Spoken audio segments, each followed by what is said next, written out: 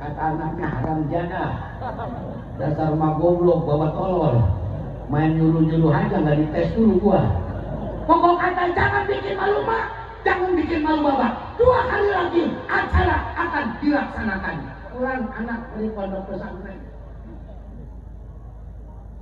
Dites ngaji.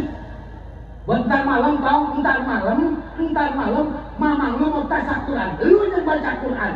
Sebelum lu baca di muka umum, coba gua tes dulu. Kan tolol. Bapak goblok, mak tolol. Anak ini mondok dites, nggak nyambung goblok. Kau teman-teman, ayo baca Quran. Masya Allah, bismillahnya mah bongsang kalah. Bismillahirrahmanirrahim. Kata babanya, Allah. Emaknya bilang, baik. Ayo Tom, terus baca, kau pengen bener. Dibaca manaknya. Wa inda rayani.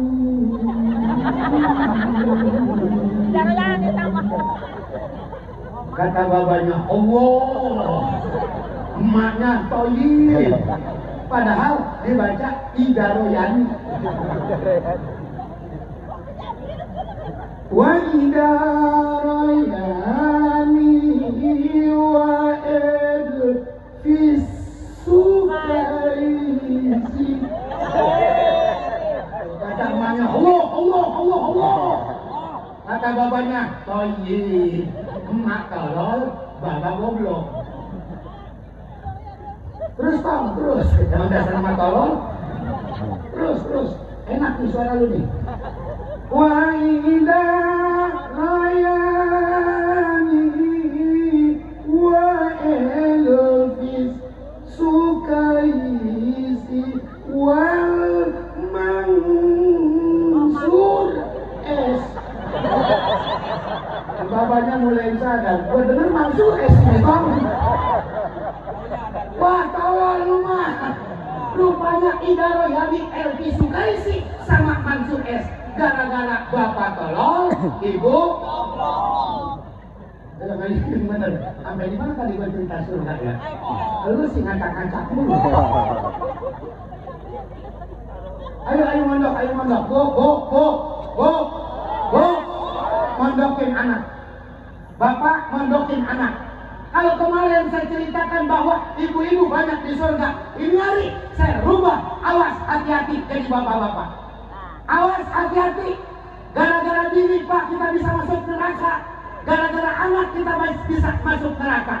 Ya ayyuhalladzina amanu inna min azwajikum wa auladikum aduwwalakum fahdharuhum. Wahai orang-orang yang beriman, sesungguhnya nanti akan ada di antara istri-istrimu, di antara anak-anakmu yang bakal jadi musuh buat kamu. Fahdharuhum, hati-hati sama anak bini Pak. Gara-gara bini kita bisa masuk neraka. Gara-gara siapa Bu? Gara-gara siapa? Beda sama ibu-ibu. Ibu-ibu mah enak. Saya nih kalau boleh nyesel sama Allah, saya nyesel jadi anak laki. Nyesel saya Pak, nyesel. Enakan perempuan ternyata. Sebab perempuan berapapun dia punya anak, dia tidak dimintakan pertanggungan jawab oleh Allah Subhanahu wa Ta'ala. Berapapun bagaimanapun keadaan suami ibu, andaikan na'udzubillah min dzalik, suami ibu tidak beriman, suami ibu tidak sholat, suami ibu tidak ngaji, di akhirat istri tidak akan ditanya tentang suaminya, kenapa suaminya enggak sholat. Tapi kita Pak, suami bakal ditanya sama Allah. Kalau istri kita brengsek, kalau istri kita nggak berkata, kalau istri kita nggak punya iman, hampir rata-rata kan perempuan sekarang mah malunya kagak. Betul Bu? Bu? Betul? Nggak apa? Nggak punya malu? Ya perempuan sekarang mah nggak punya malu. Lihatin tuh Siti Khadijah. Ketika akhir-akhir saat kematian Siti Khadijah, ketika Siti Khadijah hendak wafat, Siti Khadijah bilang sama anaknya yang bernama Fatimah, wahai anakku Fatimah, tolong nanti kau mintakan sorban ayahku yang selalu dipakai untuk menerima wahyu. Aku tidak punya selembar kain pun untuk membungkus jenazahku. Aku tidak memiliki kain kafan, tapi nanti tolong kau mintakan kain sorban ayahku yang selalu dipakai untuk menerima wahyu, untuk membungkus jenazahku. Allahu Akbar. Siti Khadijah. Siti Khadijah, kenal gak Siti Khadijah? Siti Khadijah, Pak, istri Rasul yang hartanya habis dipakai untuk berjuang membela agama Rasul, yang seluruh emasnya habis dijual untuk membela agama Allah, yang seluruh kekayaannya dihabiskan untuk berjuang membela agama Rasulullah Shallallahu Alaihi Wasallam. Tapi ketika hendak wafat, menghembuskan napas terakhir, beliau masih minta kain sorban yang selalu dipakai menerima wahyu oleh Nabi. Mintanya pun tidak langsung, minta kepada Rasul melalui anaknya Siti Fatimah. Beda sama bini kita, Pak. Lamun siamat kudu minta melalui anak. Bongkar baik dompetnya siamat. Langsung baik bongkar dompetnya. Ya Bu, ya Bu. Walaupun itu dompet suami kita, istri apa isinya ada duitnya, kalau ibu ngambil tanpa permisi, itu nyolong namanya. Paham? Paham? Tenang Pak, lu malam ini gue belain. Ya Bu? Nggak boleh. Tapi emang dasar perempuan akalnya banyak. Banyak akalnya. Dia tahu dompet suaminya ada duitnya, minta kagak berani, nolong takut. Akhirnya dia tunggu suaminya pergi ke kamar mandi. Begitu suami masuk ke kamar mandi, pintu kamar mandi ditutup, keran dibuka, suara air kedengeran, brojol, brojol, brojol. Kan begitu. Begitulah keran kalau dibuka. Bunyi enggak? Oh enggak berbunyi, rumah orang sambilnya cuma yang 6 meter.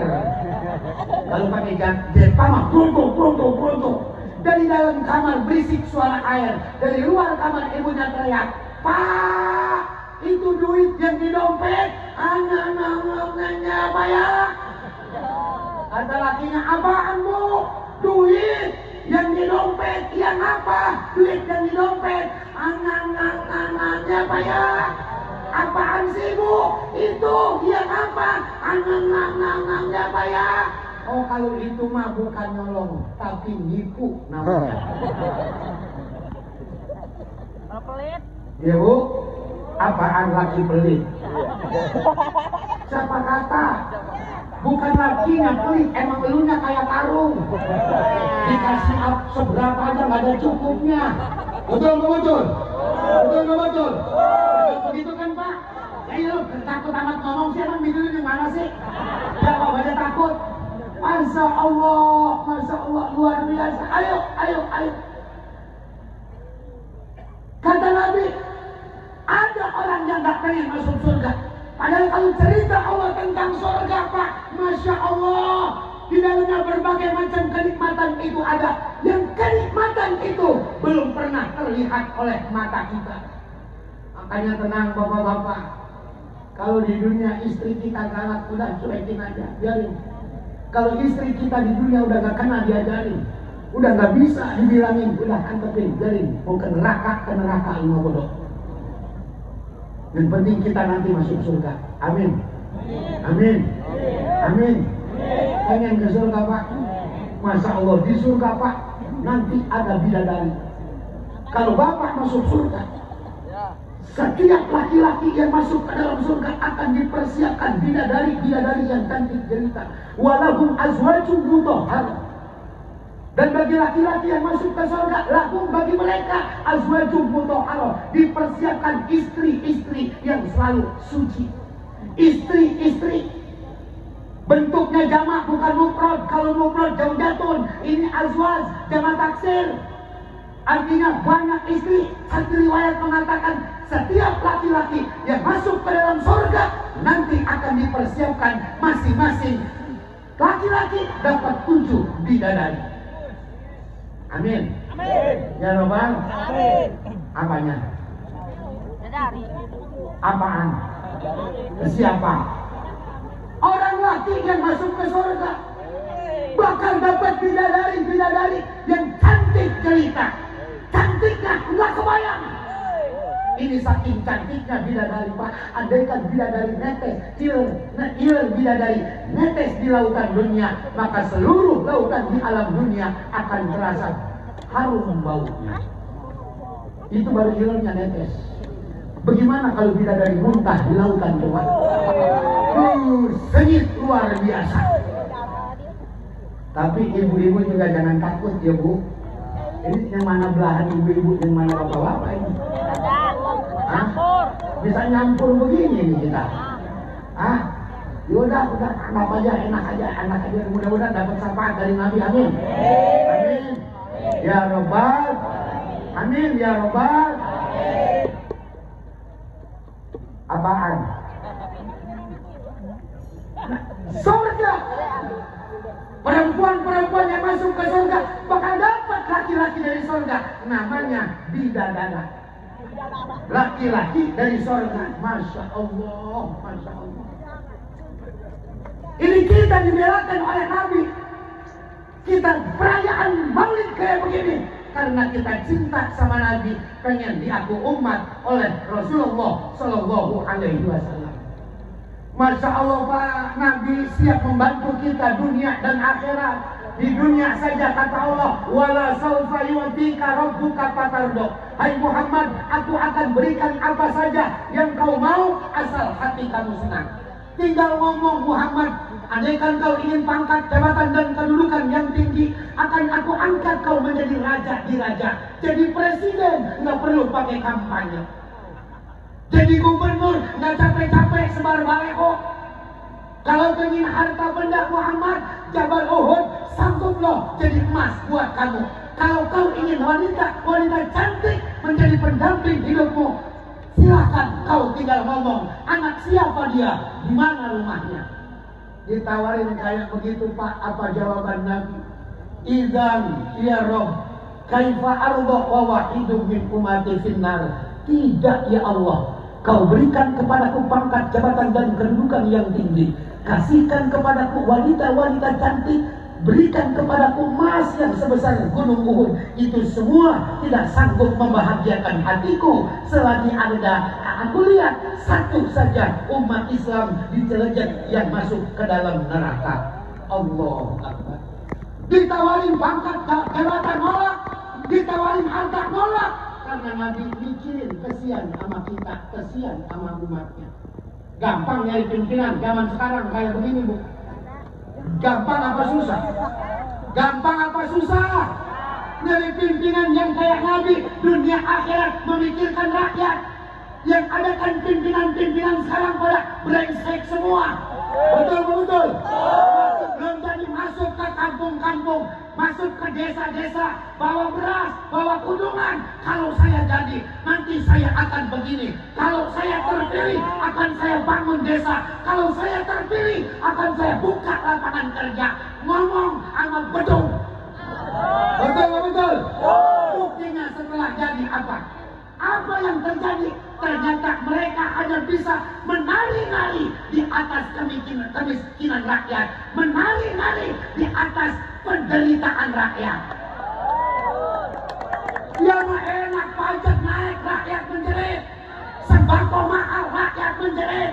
Begitu rapat di kantor DPR, minta dinaikin gaji, minta dinaikkan kontrak rumahnya, minta dinaikkan gajinya. Begitu disetujui oleh presiden, joget-joget. Talal.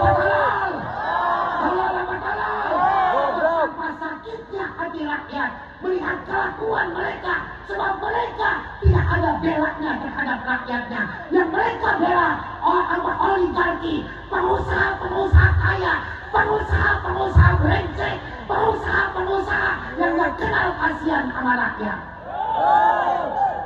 Betul betul. Diangkat jadi menteri disuruh ngurus hutan, malah jadi orang hutan. Betul betul. Diangkat jadi menteri perdagangan, disuruh ngurusin perdagangan beras, malah jadi kutu beras. Betul betul. Diangkat jadi menteri kelautan, bukan ngurusin laut, malah jadi bajak laut. Betul betul. Makanya kita doain, jangan kita sumpahin. Mudah-mudahan pejabat-pejabat kita di Indonesia jadi pejabat-pejabat yang sadar, yang kembali kepada tujuan awalnya. Betul betul. Betul betul. Kalau kita doain masih juga begitu, udah biarin aja, jangan pakai di demo. Nanti juga jam mati. Nanti juga jam mati ya Pak Polisi ya. Iya, gubernur jangan di demo kata pemerintah. Kata Pak Al-Basahan. Ada Habib Umar.